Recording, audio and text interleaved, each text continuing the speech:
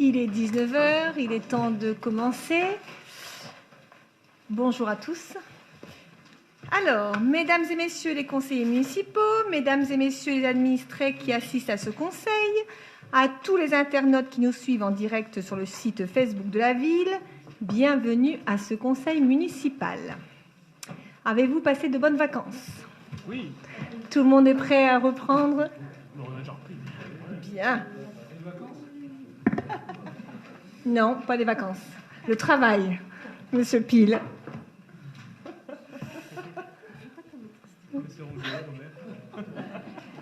Alors, avant de débuter la séance, j'aimerais vous faire part de quelques informations. Tout d'abord, en ce qui concerne la place de l'Europe.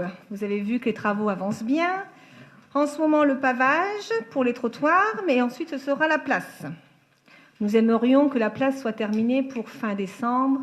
Nous verrons bien si on est dans les temps. Les travaux préparatoires pour l'extension du cimetière et le parc urbain sont en cours. Il y a eu des travaux de terrassement, de drainage et l'implantation des chemins piétonniers. Les travaux reprendront après l'hiver et dès 2019 pour le parvis devant l'église, l'extension du cimetière et le parc urbain. Normalement, la fin du chantier est envisagée début 2020. Voilà pour quelques informations concernant la place de l'Europe.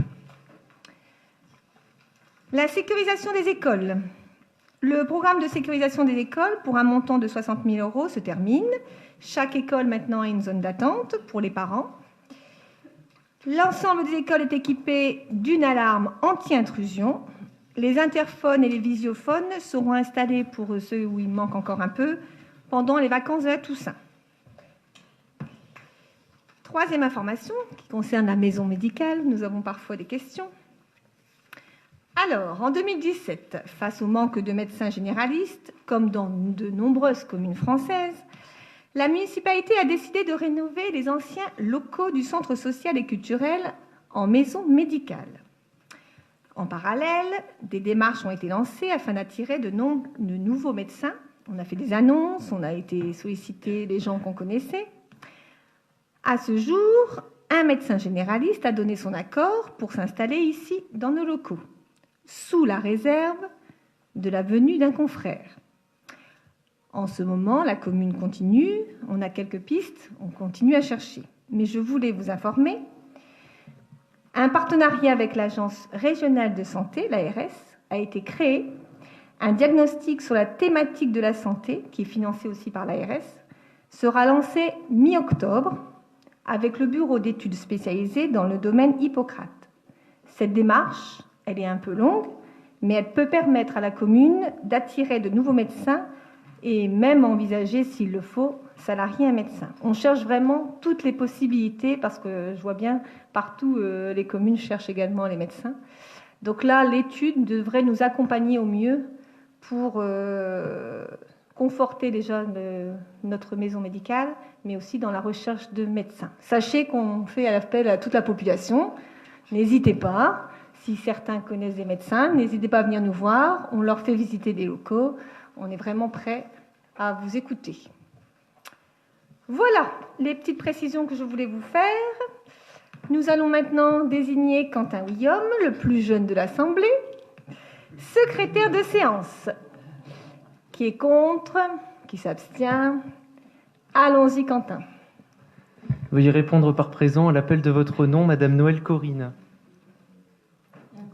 Madame Noël Corinne.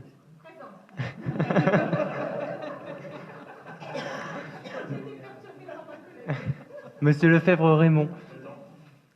Madame de Seigne Véronique. Monsieur Bius Régis. Madame Jean-Pi Isabelle. Monsieur Martin Fabrice. Madame Loucher Laurence. Madame Mercier Sabrina. Madame Gessler Maryse. Monsieur Pile Robert. Monsieur Legros Marc, excusez, donne pouvoir à Monsieur Bius Régis. Monsieur Langlin Daniel. Présent. Monsieur Willaume Quentin, présent. Monsieur Dumont Pierre-Henri. Oui, présent. Je ne suis pas perturbé par mes voisins. Madame Bannier René. Monsieur Courtois Thierry. Madame Gattel-René, excusez, donne pouvoir à Madame Gessler Maryse. Madame Vautier Monique. Monsieur Masson Tony. Madame de Sorani. Madame Vandeval Julie. Madame Fournier Annick. Madame Delcroix Nathalie. Monsieur Émile Bernard. Madame Fiollet Evelyne. Monsieur Massé Christian. Monsieur Bouchel William. Madame Branly Sandrine et Madame Carbonnier Thérèse. Voilà pour l'appel. Merci Quentin. Le quorum étant atteint, je déclare ouverte la séance du Conseil municipal. Nous allons donc passer au premier point de l'ordre du jour.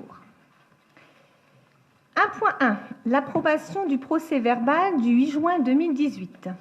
Avez-vous des remarques? Aucune remarque, donc nous allons passer au vote. Qui est contre? Qui s'abstient? Je vous remercie. Je vous propose de passer au 1.2, Grand Calais Terres et Mers, avec le rapport annuel 2017 sur le prix et la qualité du service public de l'assainissement et l'élimination des déchets ménagers. Je vais laisser la parole à Madame de Seigne pour la présentation des deux rapports. Merci Madame le maire. Le rapport annuel d'activité 2017 du service assainissement a été établi par Grand Calais Terres et Mers, conformément aux dispositions du décret 95-635 du 6 mai 95. Ce dossier, qui est composé de 55 pages, vous a été transmis par courrier. Les principaux travaux qui ont été réalisés en 2017 concernent essentiellement des reconstructions, des améliorations de réseaux sur des rues calaisiennes et à Mboucre, ainsi que quelques travaux sur les stations d'épuration de Toul et Jacques Monod. Pour 2018, un programme pluriannuel de travaux va être établi afin de maintenir et d'améliorer le niveau de performance des installations de traitement. Alors, comme il est de coutume, ce rapport n'a pas à être approuvé. Je vous demande donc simplement de bien vouloir prendre acte du respect de cette disposition et de prendre acte que la communication réglementaire a été respectée. Nous passons au vote directement. Oui, il n'y a pas de vote. Voilà. Alors, je continue avec le service d'élimination des déchets ménagers. Alors, de la même façon, Grand Calais Terres et Mers nous a transmis en date du 8 août dernier le premier rapport annuel de service. Il a pour vocation de présenter aux usagers les enjeux du dispositif de prévention et de gestion des déchets ménagers et assimilés sur leur territoire, d'être un outil pédagogique et de communication, mais avant toute chose, il doit illustrer la politique déchets de la collectivité et lui permettre d'optimiser le fonctionnement, le coût du service de prévention et de gestion des déchets à travers le développement et le suivi d'indicateurs techniques et financiers.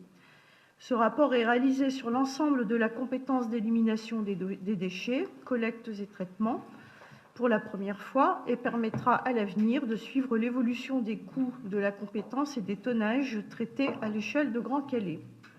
D'un point de vue financier, le coût de l'élimination des déchets pour Grand Calais Terres et Mers s'élève à 14 516 970,85 € pour l'année 2017.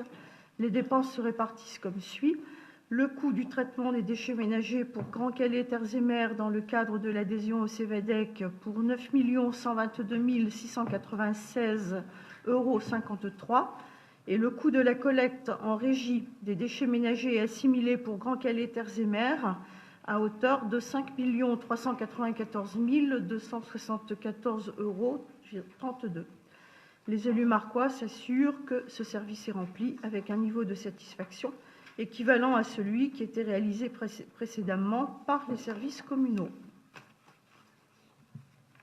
Merci Madame de Seigne. Nous prenons acte de ces deux. Je vous propose de passer au 1.3, suppression de la participation prévoyance labellisée, protection sociale complémentaire, volet prévoyance, mandat et adhésion à la convention de participation du Centre de gestion du Pas-de-Calais. Avant de passer la parole à Mme de Seigne, je voudrais insister sur la politique ressources humaines de la commune et les actions développées envers le personnel. L'équipe municipale, Mme de Seigne, adjointe au personnel, et moi-même, nous nous employons dès qu'une occasion se présente, dans la limite des contraintes budgétaires, à améliorer les conditions de travail des agents communaux et à favoriser leur pouvoir d'achat ainsi que leur carrière. La prochaine délibération en est la preuve et permettra aux agents de bénéficier d'un gain de pouvoir d'achat. Madame de Seigne. Alors, en une adhésion à une convention de participation au centre de gestion concernant la prévoyance. Le décret 2011-1474 du 8 novembre 2011 permet aux employeurs territoriaux de participer au financement de la protection sociale complémentaire, et ceci dans le strict respect du principe de libre administration des collectivités locales, dans la mesure où celle-ci est facultative, non obligatoire. Au niveau national, près de 30% des employeurs publics se sont déjà mobilisés pour accompagner financièrement leurs agents lors de la souscription de leur contrat individuel. Par délibération du 19 octobre 2012, la commune de Marcq s'était déjà engagée dans cette démarche par le versement d'une participation pour un contrat de prévoyance labellisé aux agents de la ville. Le centre de gestion a procédé à une mise en concurrence par une convention de participation relative à la protection sociale des agents territoriaux et a obtenu des taux économiquement avantageux pour les agents. Le comité technique, en sa séance du 26 septembre, a donné un avis favorable à cette proposition. Aussi, je vous propose d'abandonner l'octroi aux agents de la participation prévoyance sous la forme d'un contrat labellisé pour ainsi pouvoir adhérer à la convention de participation pour le volet prévoyance. La participation de la ville n'est pas modifiée. En revanche, les taux individuels des cotisations peuvent, pour certains agents, être nettement diminués, ce qui devrait leur générer une baisse de cotisation et donc une augmentation potentielle de leur pouvoir d'achat. Alors, à titre d'exemple, un agent dont le taux était de 2,82 pourrait passer à 1,46%, ce qui lui engendrera une économie de 21 € par mois. Donc, en clair, jusqu'à aujourd'hui, les agents pouvaient ou ne faisaient pas adhérer à une convention, à un contrat de prévoyance, mais qui était une adhésion personnelle. Et aujourd'hui, le centre de gestion a fait un appel d'offres ou a contacté diverses compagnies de prévoyance et par un phénomène de groupe a obtenu des tarifs beaucoup plus avantageux. Donc il est proposé aujourd'hui de supprimer les adhésions à des assurances qui étaient labellisées pour que les agents intéressés puissent bénéficier des mêmes garanties qu'auparavant, mais avec des coûts d'adhésion moindres au mois et continuer à bénéficier d'une participation de la commune qui est inchangée par rapport à ce qui avait été décidé précédemment. Merci, Mme de Seyne. Monsieur Bouchel. Donc, si j'ai bien compris, un avantage pour la commune et également un avantage pour les salariés, les agents communaux. Alors, aucun avantage pour la commune, non, puisque le taux reste le même. On va de toute façon engager prochainement un travail là-dessus.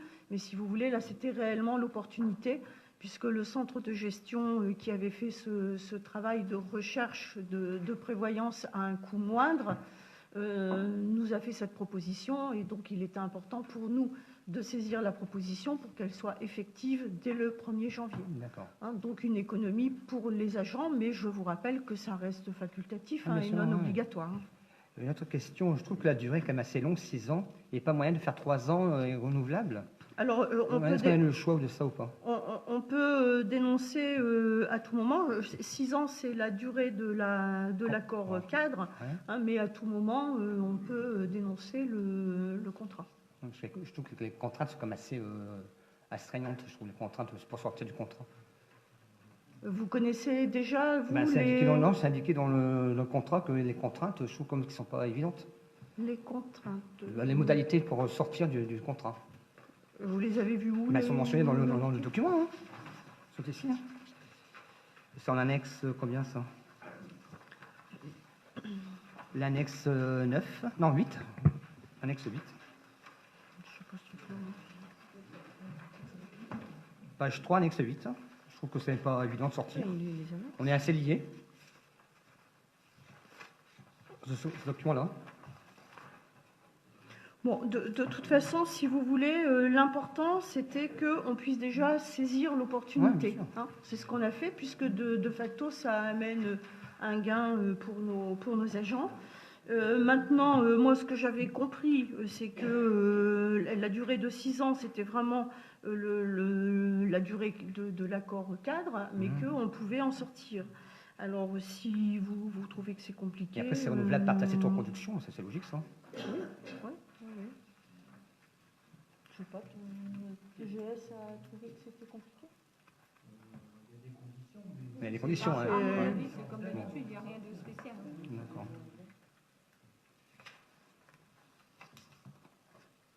Voilà, Monsieur Ça Bouchel. reste des conditions, à mon avis. Non,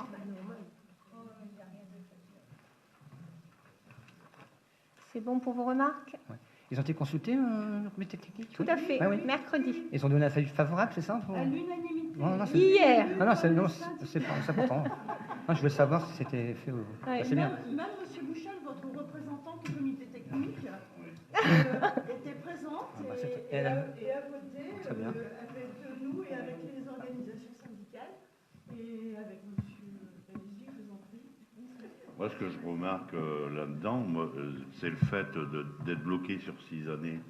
Pour moi, c'est bien parce que au moins les agents paieront pendant 6 ans le même tarif. Donc on est sûr qu'ils vont bénéficier au moins pendant 6 années d'un tarif préférentiel. Bon, et puis surtout, ce qui est intéressant, c'est que le prix baisse. C'est intéressant pour les agents.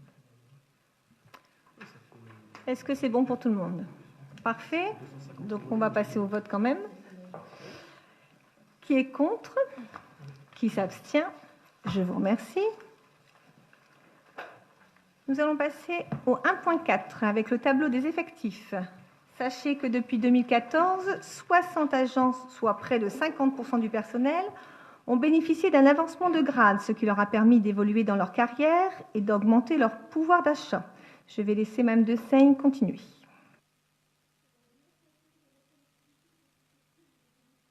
Avancement, 9 agents de la collectivité sont susceptibles de bénéficier d'un avancement de grade. Pour les services administratifs, un adjoint administratif principal deuxième classe à temps complet.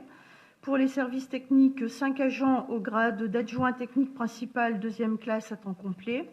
Pour les écoles et les bâtiments, 2 agents au grade d'adjoint technique principal deuxième classe à temps complet. Pour la crèche, un adjoint d'animation principale deuxième classe à temps complet. À ce jour, le tableau des effectifs permet de répondre à l'ensemble des avancements, à l'exception de 2 postes d'adjoint technique principal deuxième classe.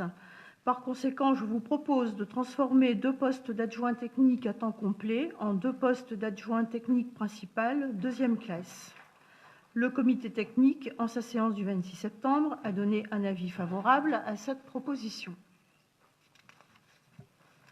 Avez-vous des remarques? Aucune. Donc nous passons au vote.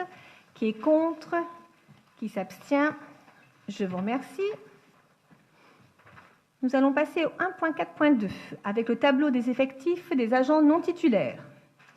Les recrutements évoqués dans la prochaine délibération, un dessinateur et un juriste, vont permettre à la commune de détenir des qualifications et des compétences facilitant la réalisation de ses projets. La personne occupant le poste de dessinateur dispose même de son diplôme d'architecte et renforcera de par ses compétences son rôle, son côté créatif avec l'équipe des services techniques. Pour information, ils commencent tous les deux ce 1er octobre. Madame de Seigne. Le conseil municipal, en sa séance du 8 juin 2018, a créé le tableau des effectifs des agents non titulaires à temps complet et à temps non complet pour la période qui va du 1er juillet 2018 au 30 juin 2019. Aujourd'hui, et pour le bon fonctionnement des services, je vous propose le recrutement d'un juriste à temps complet afin d'assurer le suivi des dossiers d'urbanisme, des projets d'aménagement urbain de la commune et des dossiers contentieux. Et ensuite, un poste de dessinateur à temps non complet, 28 heures par semaine, afin de réaliser les plans, les esquisses, les schémas des principaux projets de la commune, sans avoir recours à un cabinet d'architecte extérieur. Le comité technique, en sa séance du 26 septembre, a donné un avis favorable à cette proposition. Je vous propose donc de modifier le tableau des effectifs des agents non titulaires afin de recruter ces 2 contractuels et ainsi créer un poste de technicien à temps non complet au 11e échelon et un poste de rédacteur à temps complet au 11e échelon. Des remarques? Qui est contre? Qui s'abstient? Je vous remercie. Je vous propose de passer au point 2 avec les finances. 2.1, le départ du trésorier municipal avec l'indemnité du conseil au nouveau receveur. Monsieur Lefebvre. Merci, Madame le maire. Les comptables du Trésor sont autorisés à fournir aux collectivités, en plus de leur mission obligatoire, des prestations de conseil et d'assistance en matière budgétaire, économique, financière et comptable, en contrepartie d'une indemnité dite indemnité de conseil. Le taux de celle-ci est fixé par délibération et peut être modulé en fonction des prestations demandées au comptable, sans pouvoir toutefois excéder le montant brut annuel correspondant à l'indice majoré 150 de la fonction publique. Cette indemnité est calculée en fonction des dépenses budgétaires des sections de fonctionnement et d'investissement de la commune. Elle est acquise au comptable pour toute la durée du mandat du conseil municipal. Elle peut toutefois être supprimée ou modifiée pendant cette période par une délibération spéciale dûment motivée. Par délibération, en date du 15 septembre 2015, le conseil municipal avait décidé d'accorder à M. Fasquelle, receveur municipal, cette indemnité de conseil au taux de 100%. Aussi, et compte tenu de son départ pour d'autres missions, à compter du 1er septembre 2018, je vous propose d'attribuer à M. Jean-François Collet, son remplaçant, la même indemnité. Pour information, l'indemnité est d'environ 1 500 € bruts par an, là aussi, donc en fonction des dépenses réelles du budget. Merci, Monsieur Lefebvre. Des remarques? Aucune. Donc nous passons au vote. Qui est contre? Qui s'abstient? Je vous remercie. Nous passons au 2.2 avec le transfert de compétences ordures ménagères, le remboursement des sommes trop perçues. Monsieur Lefebvre. Alors, suite au transfert de la compétence collecte des déchets au 1er janvier 2017, Grand Calais Terres et Mers est devenu officiellement titulaire du contrat avec l'éco-organisme Éco-emballage devenu Citeo. Ainsi, toutes les recettes versées par Citeo dans le cadre de la collecte sélective doivent dorénavant être versées à la communauté d'agglomération du Calaisis. Or, un liquidatif de 2016, avant le transfert, de 64 603,50 € nous a été versé à tort et demeure bloqué sur un compte d'attente. Cette délibération permettra de reverser cette somme à la communauté d'agglomération. Par ailleurs, sachez que nous en avons profité pour solliciter auprès de la communauté d'agglomération une compensation de cette recette par un réajustement des fonds de concours qui lui sont versés. Donc c'est une régularisation.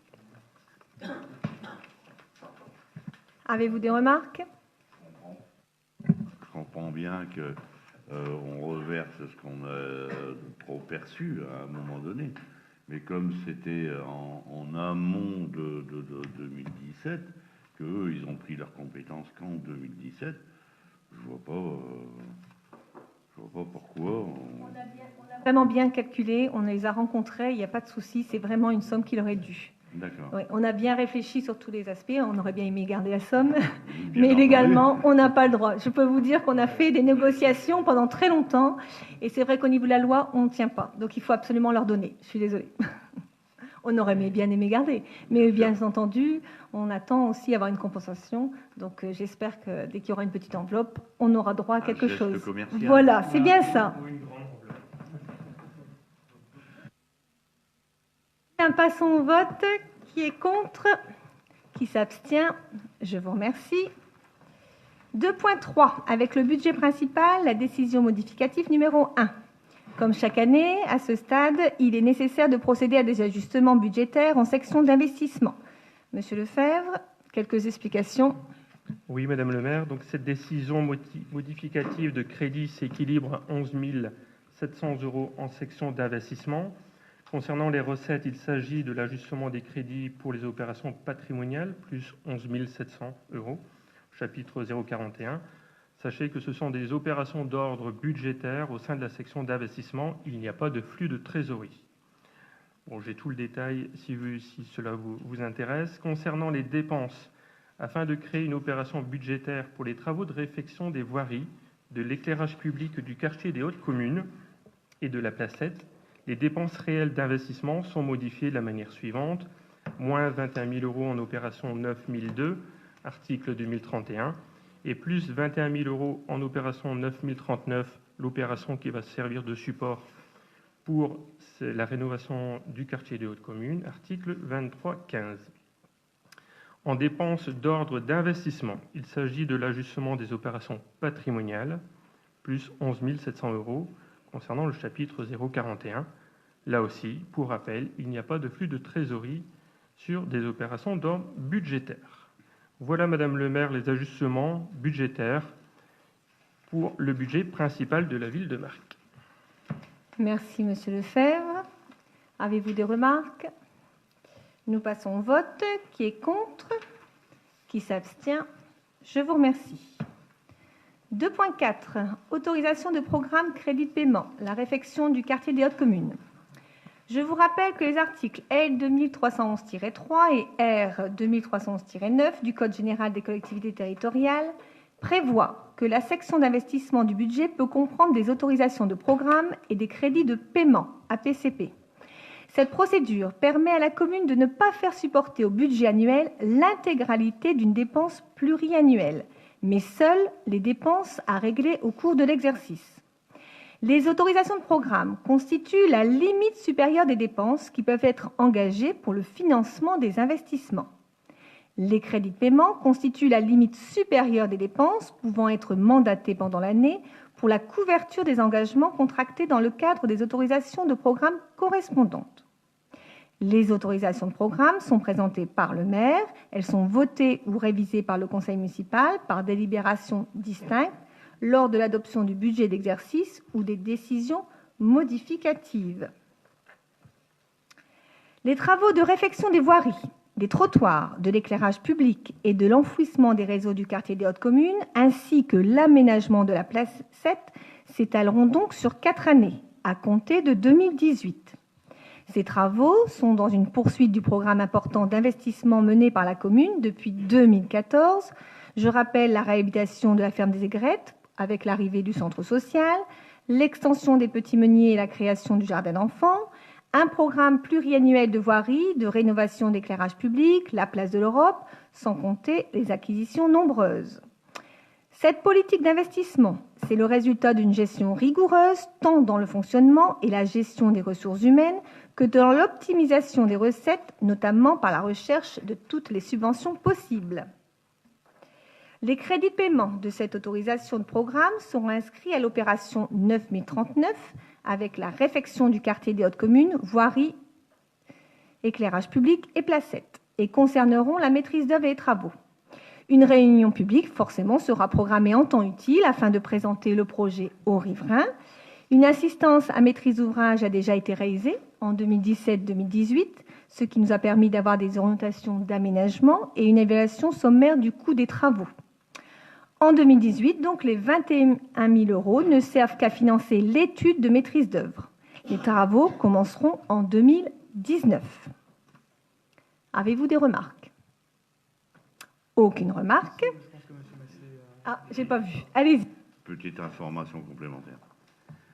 Quartier des Hautes Communes, la Placette, c'est bien l'ancienne place Alsace, qui comprend rue de Flandre et autres. Mais 4 années pour faire... En fait, j'ai pas... En 2018, on a prévu 21 000 €.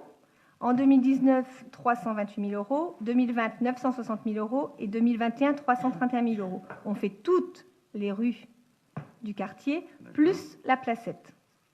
Je vais juste rajouter qu'en fait, ce ne sont pas les travaux qui vont durer 4 ans, c'est le programme qui dure 4 ans, parce comme on le fait régulièrement, hormis pour la place, que l'investissement était trop important, on étale les dépenses. D'où cette faculté qu'on vous demande de nous accorder aujourd'hui, c'est-à-dire faire une autorisation de programme, crédit de paiement. Et donc les travaux seront bien évidemment inférieurs à une durée de 4 ans, mais on commence un tout petit peu les études voyez bien qu'il n'y a pas encore eu de travaux Oui, en tout à fait. Non, mais 2018. quelques questions que- se posent. Non, mais je vous rassure là-dessus. Enfin, personnellement, On étale la dépense. On étale la dépense Ouais, pour ça, pas je avoir comprends. recours à l'emprunt et pour permettre de faire les travaux de façon, il faut le dire, aussi importante, parce que c'est une place. Julie, par exemple, habite dans le quartier. C'est pas parce qu'elle habite dans le quartier qu'on le refait. Hein. On le refait surtout parce que ça fait plus de 60 ans qu'il n'y a pas eu de travaux qui ont été effectués dans ce quartier. Pour vous donner une idée, hein, il y a encore du papier autour des fils d'électricité. Et donc, du coup, c'est tous les acteurs qui doivent agir dessus. EDF, les fourreaux télécoms, l'agglomération sur l'assainissement. Et tout ça fait que, en effet, on prévoit au moins 2 ans de travaux, mais ce ne sera pas 2 ans avec des travaux comme la place actuellement l'est.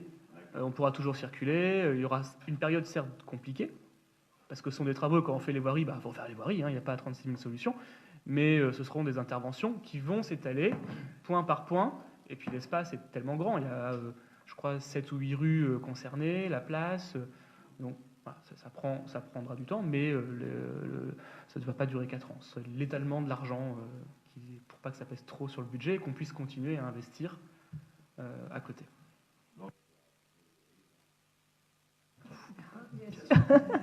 Le quartier est vieux quand même. Je pense qu'il en a bien besoin. Monsieur Petite Bouchel, question, est-ce qu'il est prévu d'enfouir les réseaux? Oui, bien sûr, ah ouais, ok, très bien. si on fait les travaux, on Non, va mais jusqu'au c'est bout. important, parce que je On pense fait que la pas somme qu'un n'est petit pas, peu. pour moi, n'est pas très importante, la somme par rapport... 1 640 quand même. Ouais, je pense que Si, c'est si. noté plus. L'étude avait Ouais. déjà montré que c'était possible. Avec du goudron macadam qui tient la route, parce que Bien franchement, là, entendu. c'était des petits graviers, et je peux dire que les gens sont mécontents.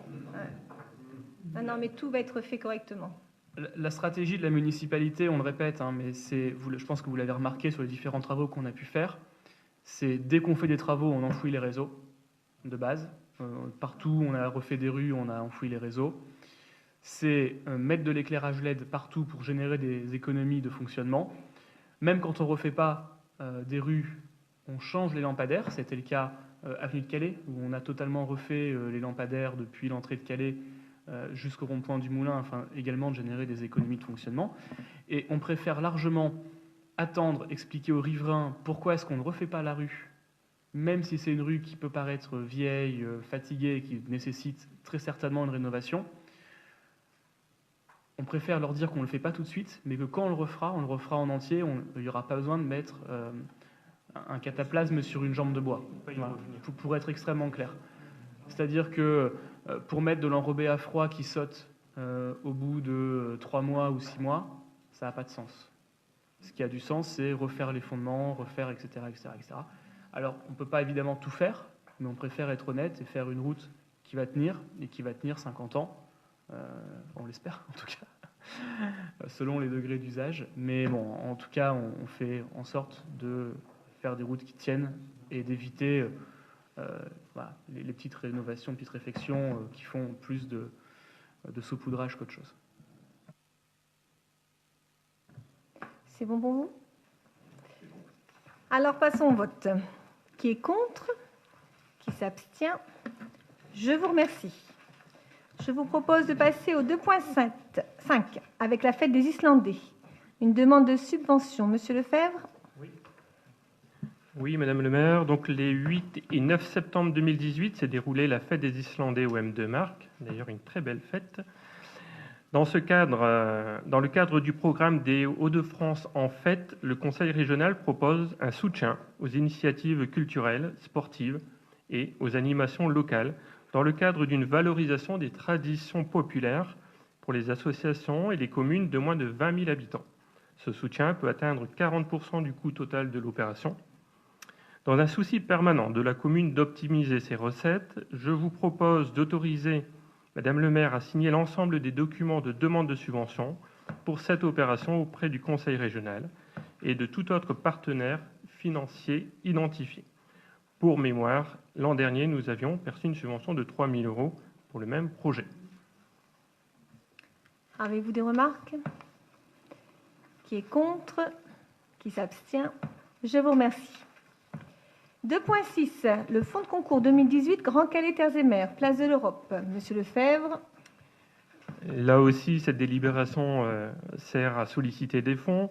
Donc, je vous propose d'autoriser Madame le maire à présenter un dossier unique au titre du fonds de concours 2018 de Grand Calais Terres et Mers et ainsi solliciter 170 000 € sur le projet majeur de la commune, à savoir la rénovation de la place de l'Europe et de ses abords.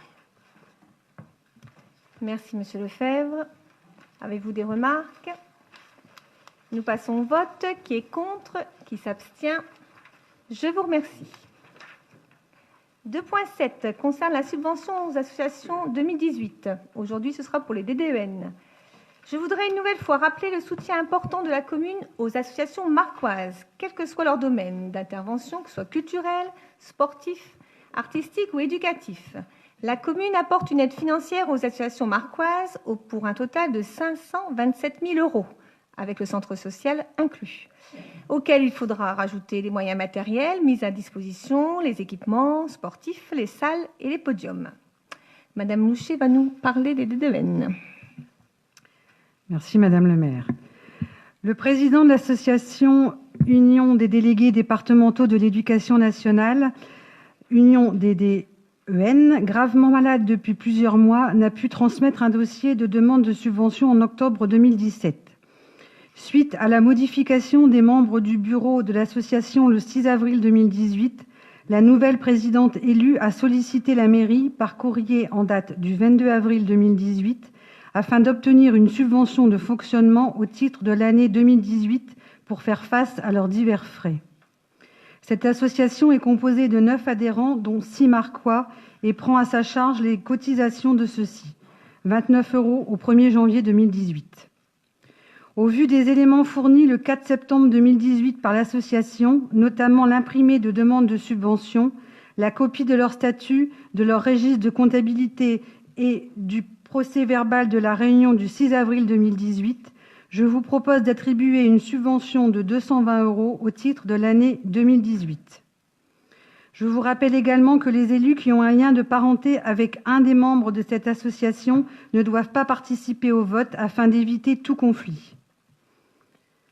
Des élus sont-ils concernés? Madame la Présidente, oui. À ce titre, Madame Fiolet, qui est alliée à DDEN, Madame Fournier et moi-même ne participons pas au vote. D'accord. Donc nous allons procéder au vote. Bien. Des remarques? Aucune remarque? Vous connaissez tous les DDEN dans les écoles? Une aide précieuse. Oui, une aide précieuse. Qui est contre? Qui s'abstient? Je vous remercie. 2.8, les emprunts garantis. 2.8.1, transfert de garantie d'emprunt suite à la fusion par voie d'absorption de la maison flamande par Logis 62. Et c'est à nouveau Monsieur Lefebvre qui va prendre la parole. Bien, donc je vous informe que la maison flamande envisage de procéder à la fusion par voie d'absorption de leur société au profit de la société Logis 62. Ce projet de fusion devrait s'appliquer au 1er octobre 2018. Il répond à l'objectif de constituer sur le territoire Flandre-Côte d'Opale un acteur majeur du logement social en réunissant deux sociétés marquées par la complémentarité géographique de leur patrimoine. La fusion entraînera la dissolution sans liquidation de la société, ce qu'on appelle la TUP, à la société Logis 62. Celle-ci se substituera à la société La Maison Flamande et reprendra sans modification les dettes et les créances de la société La Maison Flamande. La société Logis 62 fera évoluer son nom pour s'appeler Résidence Flandre-Opale. Suite à cette fusion par voie d'absorption, l'ensemble des garanties d'emprunt accordées par la ville de Marcq à la société La Maison Flamande doit être transféré à la société Logis 62. Au 30 juin 2018, le capital restant-dû de l'ensemble de ces emprunts garantis s'élevait à 5 245 615 € et 17 centimes, représentant 17 contrats d'emprunt, comme détaillé en annexe du projet de délibération. La ville de Marcq avait accordé sa garantie à hauteur de 100%. La société La Maison Flamande a approuvé le projet de fusion par voie d'absorption au profit de la société Logis 62, qui a elle-même approuvé le projet de fusion par voie d'absorption. Par courrier en date du 28 mai 2018, La société La Maison Flamande a sollicité Madame le maire afin d'obtenir la confirmation que la ville de Marcq ne s'opposera pas au maintien de la garantie des emprunts visés en annexe de la présente délibération, dans le cadre de la fusion par voie d'absorption. Je vous demande donc de maintenir la garantie des prêts visés à l'annexe jointe dans le cadre de cette fusion, la Maison Flamande, par la société Logis 62, avec maintien de la garantie à hauteur de 100% sur le capital restant dû de l'ensemble des emprunts. Des remarques? Donc, l'engagement n'est pas plus important, n'est pas moindre pour la ville, c'est simplement suite à la fusion. Nous passons au vote. Qui est contre? Qui s'abstient? Je vous remercie. 2.8.2. Les emprunts garantis Logis 62 avec le réaménagement de 3 lignes d'emprunt. Monsieur Lefebvre. Alors là aussi, on parle des garanties de ces emprunts. Par courrier en date du 21 août 2018, la société Logis 62 nous a informé qu'elle a sollicité la Caisse des dépôts et consignations le réaménagement du prêt référencé en annexe à la présente délibération, afin de bénéficier de la mesure d'allongement d'une partie de sa dette de 10 ans, qui leur permettra de dégager des marges de manœuvre impératives au maintien de leur activité. La Caisse des dépôts et consignations ayant accepté, la commune de Marcq est appelée à délibérer en vue de réitérer sa garantie pour le remboursement de chaque ligne du prêt réaménagé, initialement contracté par Logis 62 auprès de la Caisse des dépôts et consignations, pour les logements de la résidence Pascal, selon les conditions fixées dans le projet de délibération et référencées en annexe du projet de délibération.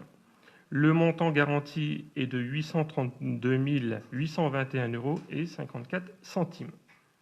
La date de valeur du réaménagement est fixée au 1er juillet 2018. Voilà, donc là aussi, le montant ne change pas, il y a uniquement la durée qui augmente suite au réétalement de la dette. Pas de remarques particulières. Nous passons au vote.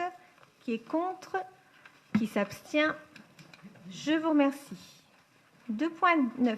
La redevance occupation domaine public avec Free Mobile, l'installation équipement technique rue Schweitzer. Je voudrais tout d'abord rappeler l'engagement de la commune dans le développement de l'accès au numérique. En lien avec la communauté d'agglomération, le déploiement de la fibre optique sur le territoire de la commune sera terminé début 2019. Ce sera une avancée pour l'ensemble de la population marquoise. Monsieur Lefebvre, c'est encore à vous. Alors, pour répondre aux besoins des abonnés et des collectivités et de contribuer à l'aménagement numérique des territoires, la société Free Mobile est engagée dans un programme soutenu de déploiement du haut débit, la 3G, et du très haut débit mobile, la 4G, dans l'ensemble des territoires. La société Free Mobile est également impliquée dans le programme national de résorption des zones blanches, ainsi que dans l'ensemble des programmes de couverture ciblés mis en place en partenariat avec les pouvoirs publics et les collectivités locales. Pour réaliser la couverture en services de communication et services mobiles, des antennes relais doivent être déployées sur notre territoire. Dans ce cadre, la société Free Mobile projette l'installation d'une antenne relais de paraboles et de matériel technique sur notre territoire pour contribuer à la couverture de la commune de Marcq en 3G et 4G. Afin d'éviter l'implantation de ce pylône sur un territoire privé, la commune a souhaité conventionner directement avec cet opérateur. Je vous propose donc d'accepter ce projet et de mettre à disposition de la société Free Mobile un terrain situé rue du Dr Schweitzer pour accueillir leurs installations de communication électronique, moyennant une redevance annuelle de 4 000 €, payable semestriellement d'avance le 1er janvier et le 1er juillet de chaque année. Et je vous demande donc d'autoriser à signer une convention d'occupation du domaine public entre la commune de Marcq et la société Free Mobile pour une durée de 12 années entières et consécutives qui pourra se poursuivre par tacite reconduction pour des périodes successives de 6 années. Merci, Monsieur Lefebvre. Avez-vous des remarques? Une petite question à vous Monsieur poser. Buchel. Bon, nous avons l'emplacement donc prévu par rapport au schéma ici, sur place. Est-ce que c'est prévu de sécuriser ce petit emplacement ou pas? Il y a une clôture ou comment ça... Le terrain nous appartient, il n'y a aucun souci. Il y a aucun Pour la souci sécurité, non, aucun problème. Déjà C'est clôturé? déjà. Ah, très bien. Tout est déjà bien fait. Bon, c'est impeccable. Y a-t-il eu une enquête au niveau des riverains pour les éventuelles nuisances on ne serait pas la première ville à avoir implanté une antenne et puis après se retrouver avec un collectif derrière qui se plaint des nuisances. Hein. Tout le monde veut avoir le haut débit, mais on ne veut pas de nuisances. Il n'y a jamais eu d'études qui prouvent qu'il y a vraiment un souci avec les antennes. Actuellement, il n'y a aucune étude là-dessus. Donc pour l'instant, il n'y a aucune nuisance particulière. L'étude n'a pas été faite au niveau des riverains. On avait proposé à Free différents endroits dans la commune. C'est eux qui ont choisi là où ça correspondait le mieux pour transmettre les ondes. Oui, et je précise également que sur un des bâtiments, il y a déjà une antenne. Oui. Hein, voilà, et ce qui est important également de souligner, c'est que ça fait très longtemps qu'on a ce dossier entre les mains. Et que très clairement, la société nous a expliqué que eux, ils voulaient de toute façon implanter une antenne à marque. Et que si ce n'était pas dealé avec la mairie, ce sera dealé avec un privé. Et la mairie ne pourra pas s'y opposer. Donc, quitte à l'avoir, autant récupérer l'argent pour la municipalité. Personnellement, moi, ça ne me gêne pas. Au vu, On comprend bien. L'esthétique, et c'est des nuisances, c'est vrai. à l'extérieur, d'autres communes ont vu passer... Mais on préfère être sûr de l'implantation. Sinon, dans le privé, ils peuvent aller n'importe où. Ils peuvent faire ça dans n'importe quel endroit de la ville. Donc, autant maîtriser, nous, la commune. Et précisons également que d'un point de vue, parce que vous l'évoquiez, esthétique, c'est l'endroit où ce sera le moins visible également. Voilà, donc vous connaissez l'endroit. On est un peu face à la contrainte, en réalité. Mais on fait contre mauvaise fortune, bon cœur. Est-ce que c'est bon pour tout le monde? Donc, on passe au vote. Qui est contre? Qui s'abstient? Je vous remercie. Nous passons au point 2.10 avec la taxe foncière sur les propriétés bâties, abattement en faveur des magasins et boutiques au sens de l'article 1498 dont la surface principale est inférieure à 400 m² et qui ne sont pas intégrés à un ensemble commercial. Cette fois-ci, c'est pour monsieur le député. On n'a pas encore beaucoup entendu. Ça vous manquait, je suis certain. La municipalité souhaite soutenir les commerces de proximité de centre-ville, et d'ailleurs aussi également. En effet, afin de les préserver, il nous appartient de faire en sorte que leurs impôts locaux restent supportables. La disposition énoncée par Madame le maire et proposée dans cette délibération est prise dans la continuité des efforts qui ont déjà été faits en matière d'imposition, cette fois-ci non pas sur les entreprises mais sur les ménages. Vous le savez, nous avons d'ores et déjà baissé ce que nous demandions comme effort aux ménages de 10%, que ce soit sur la taxe d'habitation.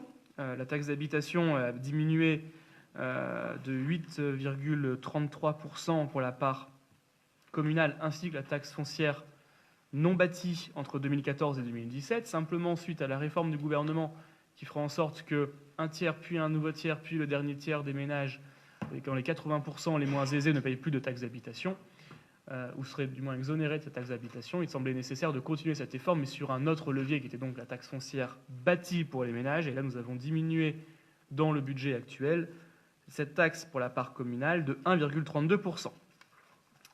Cette fois-ci, nous sommes donc sur les commerces, et je vous informe que l'article 1388 quinquies C du Code général des impôts, créé par l'article 102 de la loi numéro 2017-1837 de finances pour 2018, permet l'instauration d'un abattement pouvant varier de 1 à 15% sur la base d'imposition de la taxe foncière sur les propriétés bâties des magasins et boutiques, au sens de l'article 1498 du Code général des impôts, dont la surface principale est inférieure à 400 m² et qui ne sont pas intégrés à un ensemble commercial.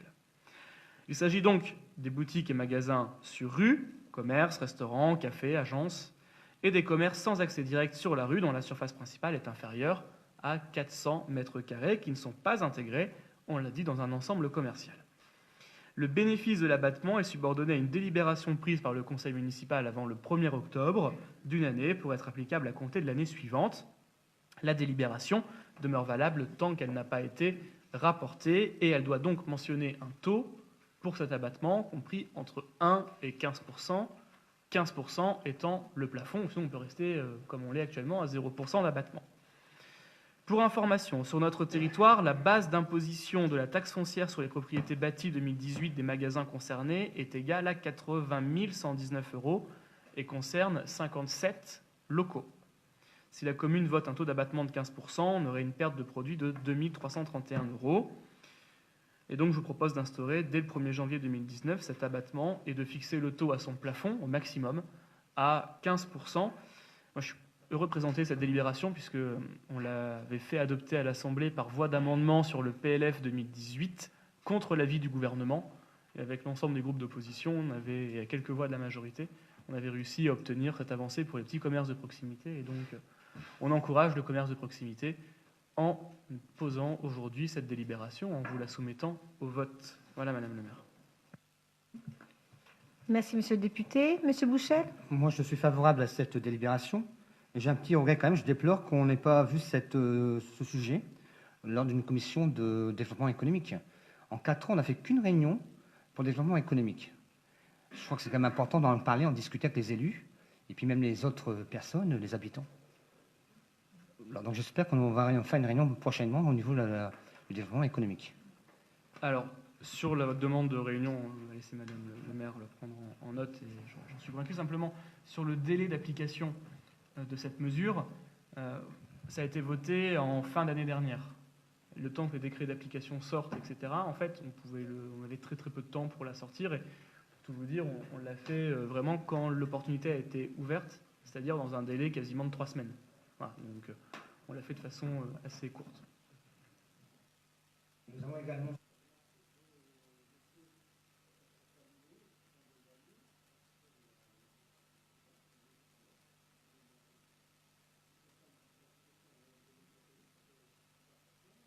À côté de la boulangerie Sophie? Voilà. C'est privé, hein? C'est absolument... On n'a pas notre mot à dire, on est bien d'accord. Alors ça, il faudrait qu'on voit avec le propriétaire. Mais c'est vrai que nous, en tant que commune, on n'a pas notre mot. Bien, je prends quand même en note de votre demande. Nous passons au vote. Qui est contre? Qui s'abstient? Je vous remercie. Nous passons au point 3 avec l'urbanisme. 3.1, le plan de gestion des chemins ruraux. Je vais donner la parole à Monsieur Bius. Merci Madame le maire. Les chemins ruraux, par définition, appartiennent aux communes. Ils sont affectés à l'usage du public et font ainsi partie intégrante du patrimoine communal. Le recensement s'avère être une étape primordiale vers la connaissance et la protection de ces espaces.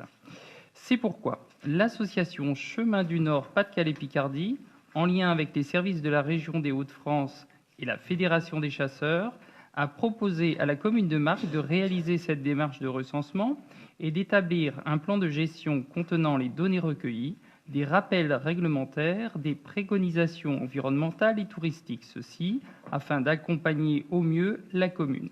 Je propose donc à l'Assemblée d'approuver le recensement des chemins ruraux que nous vous avons joint en annexe. Au total, 33 chemins ruraux ont été identifiés sur notre commune pour une longueur totale de 28 679 mètres. Un tableau récapitulatif vous a été communiqué. Il reprend l'ensemble des 33 chemins et identifie pour chacun d'entre eux les différentes interventions conseillées. Merci, Monsieur Bius. Avez-vous des remarques? Madame la Présidente, oui, Monsieur Mille. Comment sont entretenus ces chemins ruraux? C'est anecdotique par rapport à la délibération. Qui est-ce qui entretient ces chemins? Je vais me permettre de répondre. Alors, en fait, ce projet est lié aussi, vous le savez, on est effectivement en plein projet du PLU. On s'est aperçu, si vous voulez, que ces chemins étaient à un moment un peu privatisés, c'est-à-dire que la nature gagnait ces chemins, puis non plus la nature, mais soudain des barrières, venaient privatiser. Donc il a fallu pour nous, en tout cas, reprendre ces chemins, alors qu'ils n'étaient pas forcément entretenus par la commune, puisque privatisés. Aujourd'hui, on veut faire le point de ces chemins, les entretenir et les insérer dans notre nouveau plus.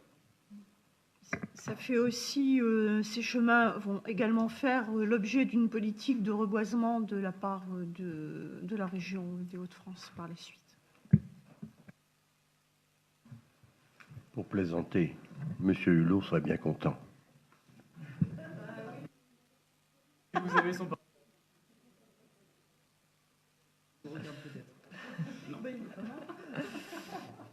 Merci, Monsieur Bius. Bien, passons au vote. Qui est contre? Qui s'abstient? Je vous remercie. 3.2, avec l'acquisition du terrain communal titrant Rémy. Monsieur Bius. Oui, lors du conseil municipal du 15 février 2017, le conseil municipal avait rappelé les grandes orientations du projet d'aménagement de développement durable, PADD, de la ville qui sont les suivantes: pérenniser l'attractivité de marque, exploiter le potentiel géographique et économique de la commune, intégrer l'environnement et les risques naturels dans notre politique d'aménagement. Ce PADD, dans la continuité des objectifs du SCOT, prône une urbanisation des poches urbaines, appelées des dents creuses, en parallèle de toute extension urbaine. Par délibération du 15 février 2018, la commune a affirmé son intention de réaliser une opération d'aménagement et de création de logements aussi bien privés que locatifs sociaux au sein du quartier Vauban, dents creuses de la ville. Cette opération a l'avantage de permettre la diminution de notre déficit en logements sociaux, conformément à la loi SRU. C'est alors que la commune s'est rendue propriétaire en mai 2018 d'une parcelle de terrain référencée AD 258, puis ce mois-ci de 2 parcelles de terrain référencées AD 706 et AD 614. Aujourd'hui, la commune est en mesure d'acquérir la parcelle AD 260 d'une superficie de 325 m² au prix de vente de 15 000 € net vendeur. Je vous demande de bien vouloir autoriser Madame le maire à signer les documents nécessaires à la réalisation de cette opération foncière. Merci, Monsieur Bius. Avez-vous des remarques?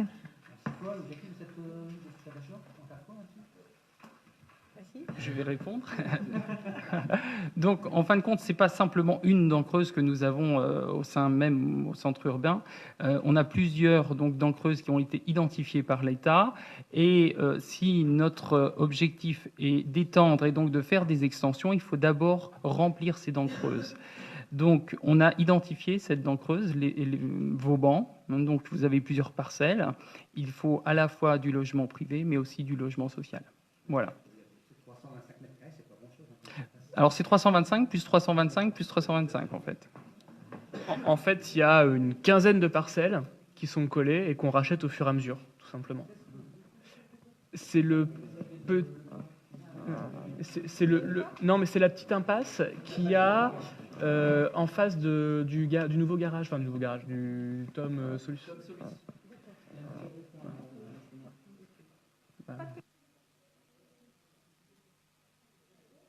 En face de chez Monsieur Bouchel, voilà. Vous n'êtes jamais allé vous promener, Monsieur Bouchel, par là? Moi, j'y suis allée il n'y a pas longtemps. J'ai voulu visiter un petit peu. Et oui, je précise que si l'entrée peut paraître étroite, on est également propriétaire d'une bande de terrain de l'autre côté qui donne sur l'autre rue, en fait, et ce qui nous permet d'y accéder par un autre moyen que par l'entrée étroite qui existe actuellement. Voilà. Donc, nous essayons au fur et à mesure d'acheter les terrains afin de pouvoir ensuite bâtir. J'espère bien, Monsieur Bouchel. Ou si vous en avez une. Non, aucune dent. Bien, passons au vote. Qui est contre? Qui s'abstient? Je vous remercie. 3.3, la révision allégée du PLU avec l'aire de covoiturage. Avant de passer la parole à Monsieur Bius, je voudrais souligner l'engagement pris par la commune pour la réalisation de cette aire de covoiturage. Il s'agit de faciliter le déplacement des Marquois, mais également des habitants du canton, tout en créant des équipements permettant la diminution des coûts de transport et énergétique. La voie douce, rue de Verdun, en est également l'exemple, ainsi que celle qu'on projette de faire en 2019 entre la mairie et la ferme des aigrettes. Donc c'est vraiment... Monsieur Bius. Merci Madame le maire. Le PLU de la commune de Marcq a été approuvé par délibération en date du 20 février 2004. Il est actuellement en cours de révision générale, mais fait également l'objet d'une révision allégée concernant l'implantation d'une part d'une aire de covoiturage et d'autre part de projets d'activité commerciale ou artisanale sur une parcelle de terrain communal située à l'entrée est de la ville. L'enquête publique, qui s'est déroulée du 9 juillet 2018 au 24 juillet 2018, ne présente aucune remarque ni observation. Je vous propose donc d'approuver la révision allégée du PLU qui consiste donc en la suppression d'un emplacement réservé dédié à la création d'un espace vert, la modification de la zone A pour permettre l'implantation de l'aire de covoiturage, l'inscription d'un espace vert protégé sur le périmètre de la zone humide le long de la rivière d'Oie. Concernant les projets de création d'activités commerciales et artisanales, en vue de l'impact sur le PLU en vigueur et suivant l'avis de la DDTM, il a été décidé de les étudier dans le cadre de la révision générale du PLU. Avez-vous des remarques? Oui, monsieur Émile, monsieur Massé. Merci, Madame la Présidente. Au sujet de l'aire de covoiturage, on n'avait pas déjà statué sur la modification du PLU? Pourquoi Si on la présente aujourd'hui, non. Bah ouais, c'est bizarre parce que c'est quand même fini, opérationnel, fonctionnel et tout. Quoi. On n'a pas encore terminé parce qu'il nous reste une clôture entre l'aire de covoiturage et les riverains. Donc elle est presque terminée. D'accord. Merci. Voilà pour les explications. Sachez que l'inauguration se fera le 12 novembre à 11h. On en parlera peut-être à la fin. Voilà, d'autres remarques? Nous passons au vote. Qui est contre? Qui s'abstient? Je vous remercie. Nous allons parler un peu de la petite enfance maintenant, au point 4. Madame Mercier. Merci Madame le maire. 4.1, donc la maison de la petite enfance. Donc, afin d'optimiser le fonctionnement du service du multi-accueil de la commune, il est proposé au conseil municipal d'établir une convention de partenariat avec les communes qui le souhaitent et qui ne peuvent offrir de place d'accueil pour le jeune enfant sur leur propre territoire, que ce soit à l'échelon communal ou intercommunal. En effet, aujourd'hui, les enfants extérieurs à la commune peuvent être accueillis au sein de notre multi-accueil sous réserve de places disponibles et après application d'une majoration de 10% par rapport au tarif marquois. Nous proposons avec cette délibération un partenariat avec les communes voisines qui ne possèdent pas de solution d'accueil pour le jeune enfant. La signature de cette convention permettrait la réservation pour chaque commune partenaire d'une place au sein du multi-accueil et du jardin d'enfants de Marcq. Les familles originaires de ces communes bénéficieraient ainsi des mêmes modalités d'accueil que les familles marquoises. La commune partenaire, quant à elle, prendrait en charge une partie du coût restant à la commune à hauteur de 1 € par heure de garde. Avez-vous des remarques? Aucune. Nous passons au vote. Qui est contre? Qui s'abstient? Je vous remercie. Madame Mercier, je vous laisse continuer. Donc, compte tenu de ce qui a été dit précédemment, je vous propose de modifier les règlements intérieurs des deux structures en y incorporant ce nouveau dispositif, mais également en tenant compte du taux d'encadrement d'enfants marchands ou non marchands pour le multi-accueil. C'est juste des précisions à ajouter au règlement intérieur. La modification d'appellation du portail famille pour l'accès aux ressources et de la capacité d'accueil qui peut aller jusque 40 places. C'est juste 3 petites précisions qu'on souhaite ajouter au règlement intérieur. Il a été précisé également que l'obtention d'une place en accueil régulier se fait après avoir effectué une préinscription et après avoir signé le contrat d'accueil. La journée de réservation pour l'accueil occasionnel a été fixée au mardi au lieu du vendredi. Voilà. Merci Madame Mercier. Avez-vous des remarques? Nous passons au vote. Qui est contre? Qui s'abstient? Je vous remercie. 4.2. Avec la mise en place de règlements intérieurs. Nous allons vous soumettre au vote 3 nouveaux règlements intérieurs relatifs à la gestion des services municipaux. Nous allons commencer par la ludothèque et c'est Mme Mercier qui présente. Donc il y a la ludothèque et puis les règlements intérieurs du multi-accueil du jardin d'enfants qu'on vient de voter précédemment. C'est sur la même délibération. Donc pour la ludothèque, donc afin d'optimiser le fonctionnement du service de la ludothèque et de proposer l'accès à un service aux habitants du canton, il est proposé à l'Assemblée d'élargir les horaires de la ludothèque et aussi d'accueillir les familles extérieures en leur proposant un tarif attractif de 1,90 €. Merci Mme Mercier. Avez-vous des remarques? Monsieur Est-ce Bouchel? qu'on pourrait avoir pour la prochaine réunion un bilan de fonctionnement de la ludothèque? C'est possible ou pas ça? Oui, il n'y a aucun souci. Vous pouvez venir me voir. Je peux Non, vous en mais parler pour un petit peu directement. le coût, tout ça, à fait. les Essayez. activités réalisées aussi, parce qu'on a longtemps, on n'a pas parlé de la ludothèque. D'accord, si vous voulez. Je sais qu'il faut encore des activités en destination des enfants. Tout à fait. Ils organisent des Il y a anniversaires. des séances, non, mais il y a aussi des séances pour les enfants maternelles, etc. Pour les écoles, ils Pour ont les écoles, chacun des c'est créneaux. une bonne chose, ça, Ouais, il n'y a pas rien à dire là-dessus. les maternelles ont vraiment hâte d'aller retourner à la ludothèque. Est-ce qu'il n'y a pas Chaque un année. essoufflement de cette ludothèque, non? Pour l'instant, ça a l'air de fonctionner Non. correctement. Mme Mercier? Oui, il nous suffisait juste en fait d'adapter les horaires avec le retour à la semaine de 4 jours. Oui, bien sûr. Et puis, il faut toujours offrir des nouveautés. Donc là, il y a les anniversaires. Ils vont proposer des packs anniversaires aussi, Ouais, j'ai avec aussi. la location de malles d'anniversaire avec des jeux, des cartes d'invitation, etc. Il faut toujours avoir Il y aura également des soirées d'organiser Ouais. avec les parents. avec les parents. Subvention de la caisse d'allocation familiale en fonction des heures, du nombre d'heures d'ouverture Ah, d'accord. et non pas en fonction des activités et du taux de fréquentation. Ah, d'accord. Bien, passons au vote. Qui est contre? Qui s'abstient?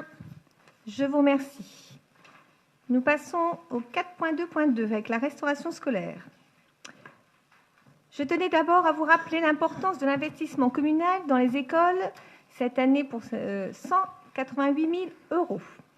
Des aménagements pour la sécurisation des écoles et l'agrandissement de la cantine de l'école du Moulin ont été réalisés. Du mobilier, des aires de jeu, des tableaux blancs interactifs ont été acquis par la commune dans l'objectif d'améliorer l'environnement éducatif des enfants marquois. Des travaux nous ont également été imposés à l'école Victor Hugo, suite à un avis défavorable de la commission de sécurité en avril dernier, du fait de la non-réalisation déjà depuis il y a une dizaine d'années. Il y avait eu des recommandations en termes de sécurité incendie qui avaient été faites et qui n'avaient pas été prises en compte pour l'instant. L'an prochain, la mise en conformité de l'école sera achevée pour un montant total de 278 000 €. Je voudrais enfin souligner la qualité des services périscolaires, que ce soit la cantine et la garderie mises à la disposition des Marquois. Monsieur William? Oui, merci Madame le maire. Donc en 2015, la ville de Marcq s'est dotée d'un logiciel informatique, le portail famille, qui permet aux Marquois de réserver les activités extrascolaires et périscolaires de la commune, comme notamment la restauration scolaire, la cantine. Après 3 ans de mise en place, quelques dysfonctionnements ont été observés en raison d'inscriptions hors délai. Parmi eux, je cite, le nombre de repas commandés ne correspondait pas aux effectifs réels dans nos cantines. Deuxièmement, les listes des enfants inscrits qui sont transmises aux écoles ne pouvaient pas être mises à jour au rythme de ces inscriptions tardives. Et enfin, des factures restaient impayées à l'issue de l'année scolaire suite à des réservations effectuées via la messagerie du portail famille ou par téléphone, et non en mairie directement au service école ou alors via le portail famille. Pour pallier à ces dysfonctionnements et améliorer le fonctionnement de nos cantines, un nouveau règlement a été élaboré afin de modifier les délais de réservation et d'y indiquer l'ensemble des informations utiles pour les familles, telles que les tarifs, la confection des repas ou bien encore les règles de bonne conduite. Désormais, toute présence d'un enfant en cantine vaut acceptation de ce règlement. Les réservations doivent être réalisées au plus tard le jeudi soir 23h59 sur le portail famille ou le vendredi à 11h en mairie pour la semaine suivante. Passé ce délai, le tarif majoré de 5 € s'appliquera pour chaque repas. Néanmoins, sachez que les tarifs des repas n'évoluent pas et restent à ce jour à 2,60 € le repas pour les élèves des écoles maternelles et à 2,70 € pour les élèves des écoles élémentaires. Voilà. Merci, Monsieur William. Avez-vous des remarques? Madame Fiollet. J'ai simplement une petite interrogation concernant la mise à jour du logiciel. Ma fille est en première et j'ai reçu un courrier concernant justement la mise en place des nouveaux règlements. Oui, alors en fait, il faut tout simplement informer le service jeunesse ou le service école, voilà, pour radier de la liste. En fait, oui, je sais, ça fait longtemps, mais il faut quand même voilà, informer puisque les dates de naissance en fait sont pas forcément mises dessus sur notre liste. Donc vous êtes automatiquement sur la liste Excel qui sort. C'est bien, vous serez au courant du nouveau portail règlement. famille. Voilà, bah, au moins vous avez été Je me suis posé la question de savoir si je l'avais reçu en tant qu'élu ou en tant que maman. Non, mais il y a plusieurs familles qui nous ont en effet transmis que leurs enfants n'étaient plus à l'école primaire, bon, peut-être pas forcément longtemps, mais quelques années. Voilà, il faut juste informer le service éducation jeunesse que votre enfant n'est plus à l'école. Voilà. Avez-vous d'autres remarques? C'est bon pour vous? Passons au vote. Qui est contre? Qui s'abstient? Je vous remercie. 4.2.3 avec la garderie municipale, Monsieur William. Oui, Madame le maire, donc la garderie, vous le savez, est un service communal mis à disposition des familles qui permet la garde des enfants avant et après les horaires d'école. Aussi, afin d'informer les familles sur les règles de réservation, les tarifs, les horaires et les règles de bonne conduite, un règlement a été élaboré. A contrario du service de restauration qui nécessite une organisation spécifique auprès de notre prestataire, le règlement de la garderie n'applique aucune majoration en cas d'inscription hors délai. Le tarif n'évolue pas et reste à ce jour de 1,60 € la session de garderie. Merci, Monsieur William.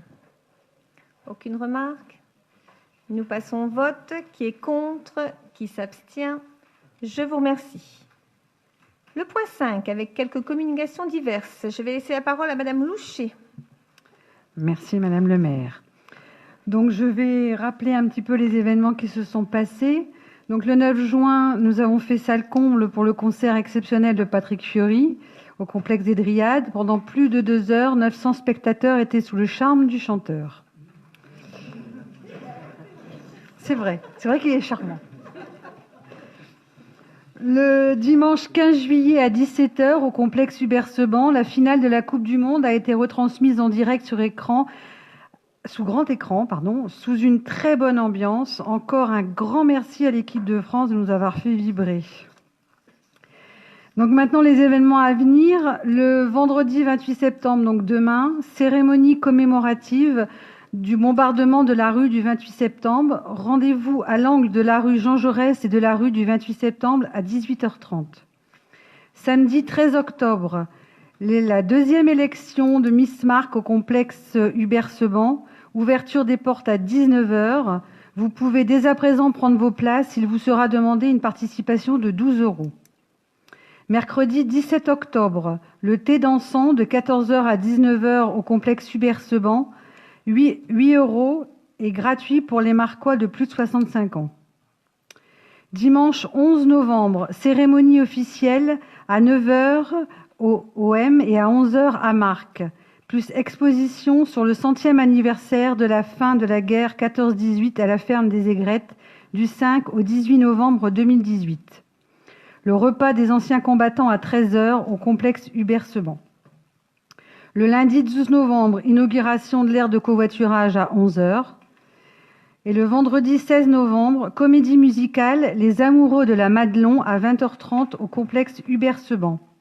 Passe famille 25 € pour 2 adultes et 2 enfants de moins de 16 ans, 12 € en tarif normal et 8 € en tarif réduit.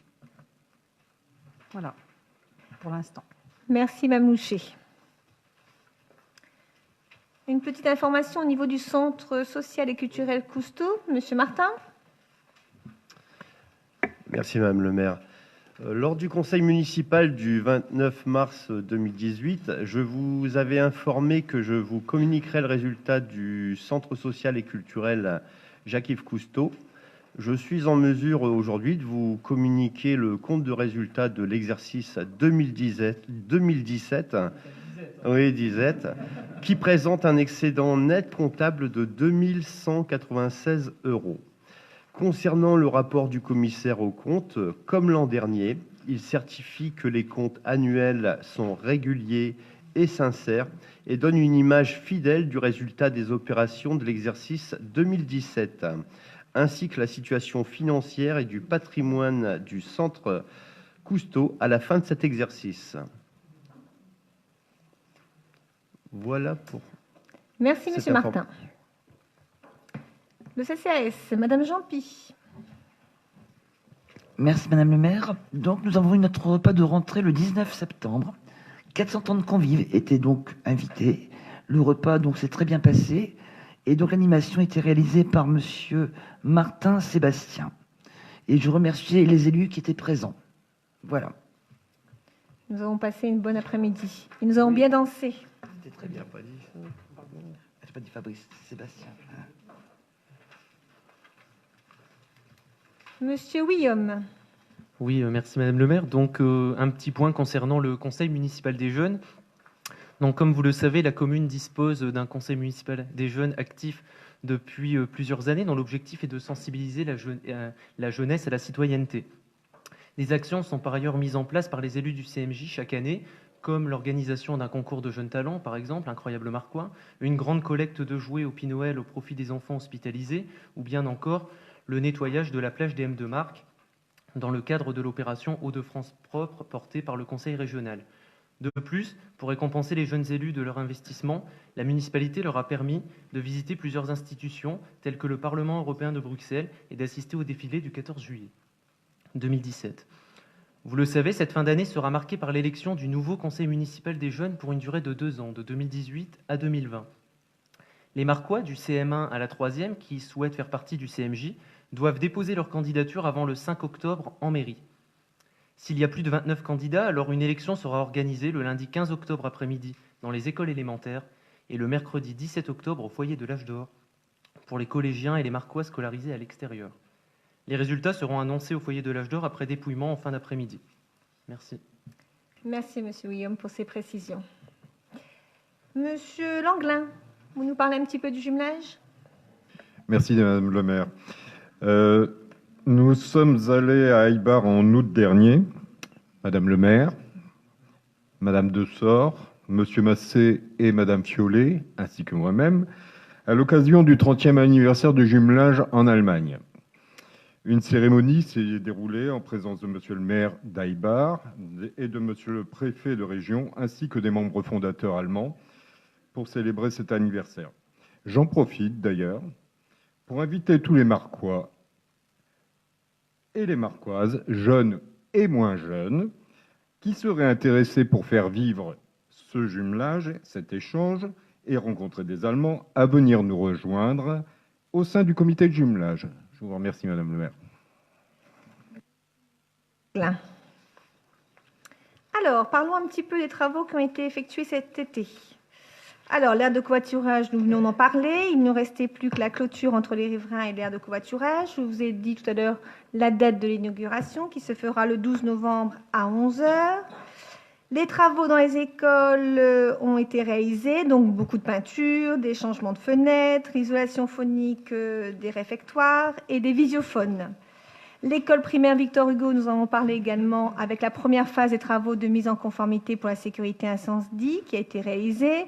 L'encloisonnement des 2 cages d'escalier, l'adaptation des façades pour la mise en place des travaux de désenfumage, recoupement des combles.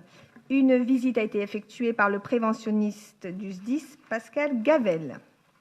En ce qui concerne les études, l'ADAP, un dossier a été transmis à la sous-préfecture avec l'agenda. Il s'agit de l'accessibilité de nos bâtiments publics pour les personnes, quel que soit leur handicap. La vidéosurveillance, une réunion technique a eu lieu le 2 août avec Grand Calais Terres et Mers, le prestataire du marché, Eiffage et les services techniques. Un planning a été remis pour l'installation des caméras à partir d'octobre. Monsieur le député, des travaux à venir. Oui, les travaux à venir. Vous savez qu'on a acheté un terrain dans la rue Pasteur pour créer un parking. Et donc, les travaux commenceront le 1er octobre 2018, donc d'ici quelques jours.